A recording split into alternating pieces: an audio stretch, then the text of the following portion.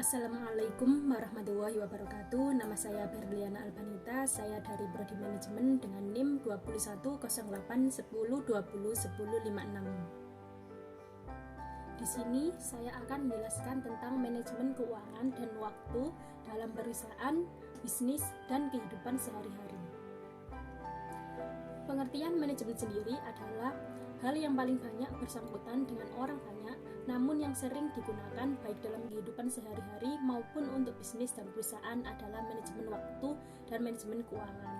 Keduanya bertujuan untuk mengolah sesuatu menjadi lebih efisien dan efektif. Fungsi kedua manajemen ini sangat berguna untuk kehidupan, dari mulai perencanaan, pengorganisasian, pengarahan, dan controlling. Keduanya bersinergi membantu dan menghasilkan pekerjaan seseorang dan golongan menjadi lebih mudah dan efektif. Banyak sektor yang dapat terbantu dengan adanya manajemen keuangan dan manajemen waktu ini. Dengan banyaknya sektor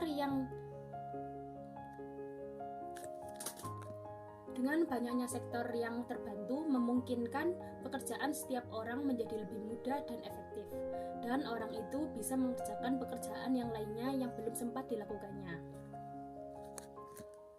Manajemen disebut ilmu pengorganisasian yang tercantum dalam seni yang membuat rencana dan mendirikan suatu perkumpulan dan perkumpulannya dalam suatu naungan. Manajemen juga disebut ilmu yang mampu mengerti manusia agar bergotong royong untuk memberikan hasil yang bisa digunakan untuk manusia yang lainnya, baik dalam bentuk perseorangan maupun kelompok.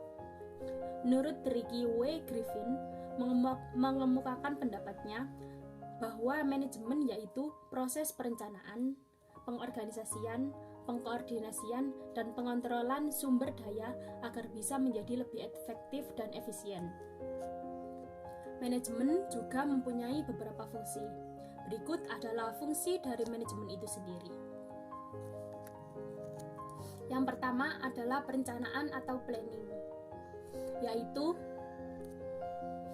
untuk merencanakan apa saja yang dilakukan ke depannya, baik dalam jangka waktu yang pendek maupun dalam jangka waktu yang relatif panjang.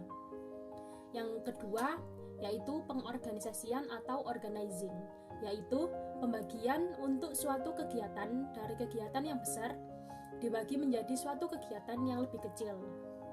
Yang ketiga, yaitu pengarahan atau directing, yaitu melakukan pengarahan kepada seseorang ataupun karyawan untuk mencapai capaian atau goals yang sudah direncanakan ataupun belum direncanakan.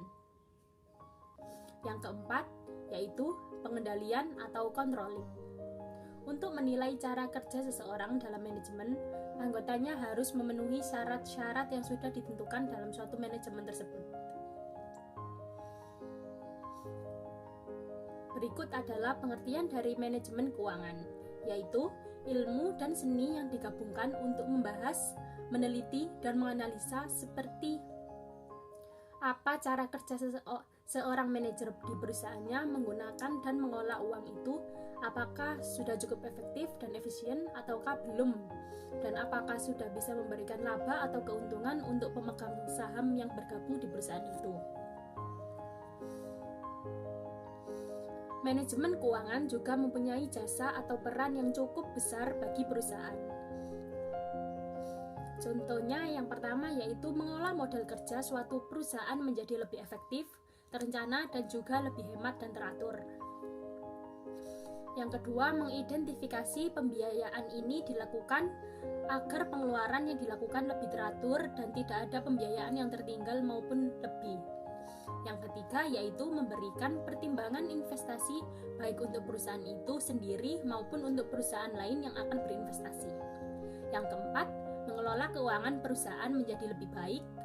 Yang kelima, melakukan pengawasan sumber daya perusahaan, apakah sumber daya itu mengalami kesulitan ataupun kesusahan.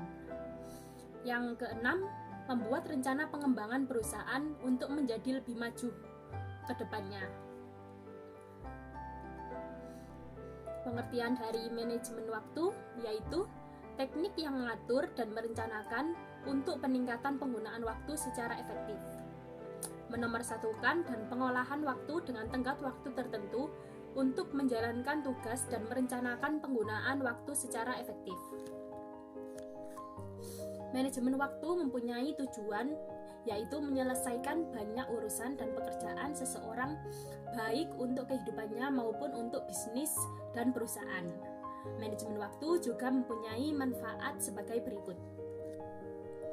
Yang pertama yaitu bisa mengurangi stres yang berlebih dikarenakan dapat membantu kinerja seseorang dalam kehidupan sehari-hari maupun dalam bisnis dan perusahaan.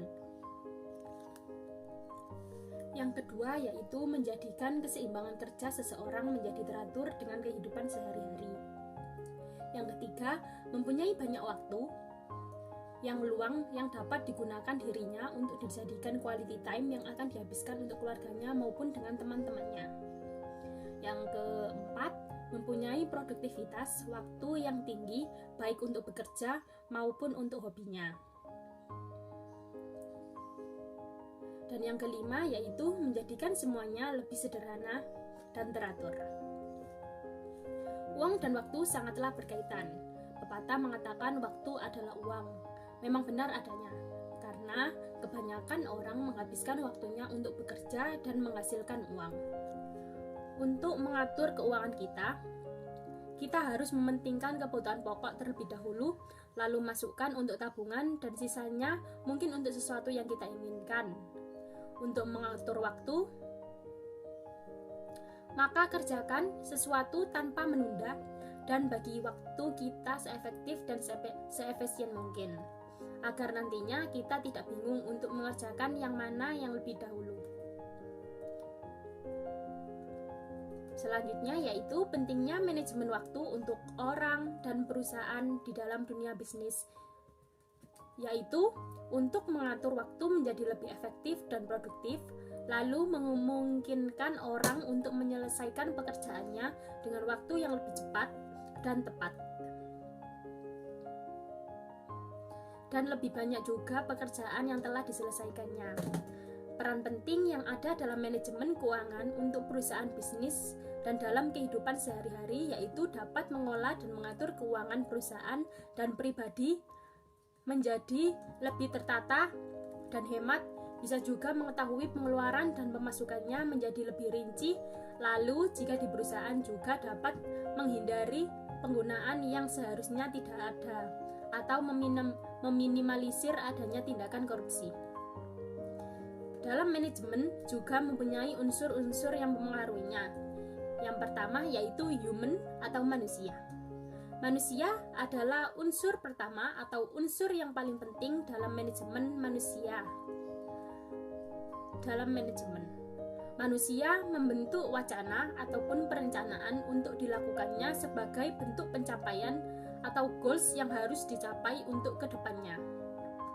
Jika seperti itu, bisa dikatakan bahwa jika tidak ada unsur manusia atau human dalam manajemen, maka hal itu tidak akan bisa terwujud atau berjalannya suatu manajemen. Yang kedua yaitu money atau uang.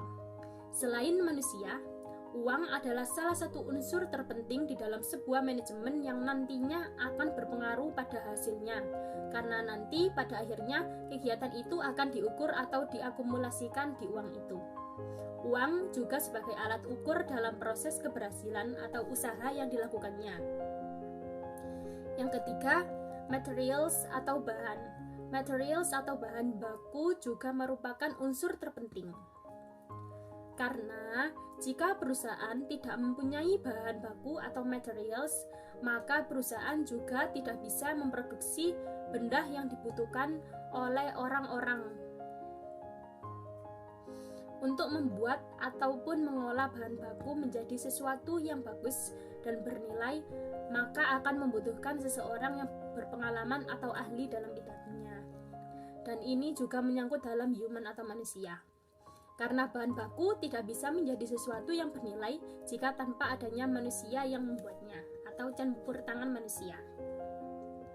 Yang keempat, mesin. Mesin adalah alat yang digunakan manusia untuk mengolah bahan baku yang diperlukan dalam suatu proses produksi. Dengan adanya mesin ini akan mengakibatkan penghematan sumber energi pada manusianya dan menghemat waktu yang diperlukan dalam suatu proses produksi tersebut.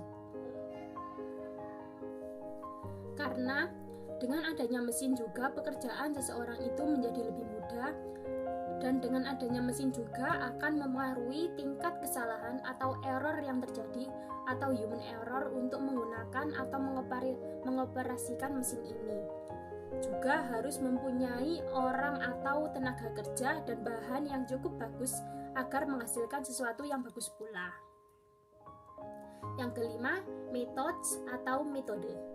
Untuk mengerjakan sesuatu agar berjalan dengan mudah dan cepat, maka membutuhkan metode yang sesuai pula. Metode yang digunakan juga harus menyesuaikan sasaran, fasilitas, waktu, uang, dan kegiatan bisnis yang dilakukannya. Yang keenam yaitu market atau pasar. Pasar juga merupakan unsur yang terpenting dalam manajemen, karena tanpa adanya pasar maka kegiatan jual beli tidak bisa dilakukan, dan dengan tidak adanya pemasaran maka yang diproduksi tidak akan laku terjual. Selain unsur manajemen juga mempunyai gaya manajemen yang baik, yaitu yang pertama visioner. Manajer harus bisa membicarakan tujuan-tujuan pada karyawannya, yang nantinya tujuan itu akan dicapai bersama dengan karyawan maupun dalam tim tersebut. Dalam tim itu pun juga harus menetapkan visi dan misi yang harus dicapai dan dipatuhi agar tujuannya tercapai pada akhirnya. Yang kedua, demokratis. Manajer memberikan kewenangan untuk karyawannya bagaimana cara agar tujuan itu bisa tercapai melalui sebuah timnya. Manajer memberi kebebasan pada karyawannya untuk mengambil sebuah keputusan untuk mencapai tujuannya nanti. Seorang manajer juga harus mempunyai sikap yang netral di sini dan tidak bisa memihak keputusannya mana yang baik untuk diambil timnya. Yang ketiga yaitu transformasional. Perubahan dan pertumbuhan adalah suatu cara dalam perusahaan untuk bisa berubah dan tumbuh menjadi perusahaan yang menjadi lebih maju. Dengan cara seperti itu, suatu perusahaan bisa merubah karyawannya ataupun timnya tidak selalu dalam berada zona nyaman. Mereka selalu, namun karyawan ataupun timnya berpindah dari zona nyaman yang saat ini mereka berada menjadi zona yang sebelumnya belum pernah mereka coba sekalipun. Yang keempat yaitu pelatih. Seorang manajer juga harus menempatkan dirinya sebagai pelatih untuk karyawan dan timnya, karena mereka pasti membutuhkan suatu bimbingan agar bisa melakukan pekerjaannya dengan baik. Dengan memberikan pengarahan ataupun pengajaran, manajer juga dapat mengawasi kegiatan dan cara kerja dalam perusahaannya itu. Dengan adanya manajemen keuangan dan manajemen waktu yang ada dan digunakan dalam kehidupan sehari-hari dan digunakan dalam dunia bisnis, memudahkan semua orang baik dari karyawannya maupun bosnya, baik dalam mengatasi urusan kecil maupun urusan yang cukup besar. Dengan adanya manajemen keuangan dan manajemen waktu juga dapat mempersingkat kerja seseorang dan waktu yang lainnya dapat digunakan untuk pekerjaan yang lainnya.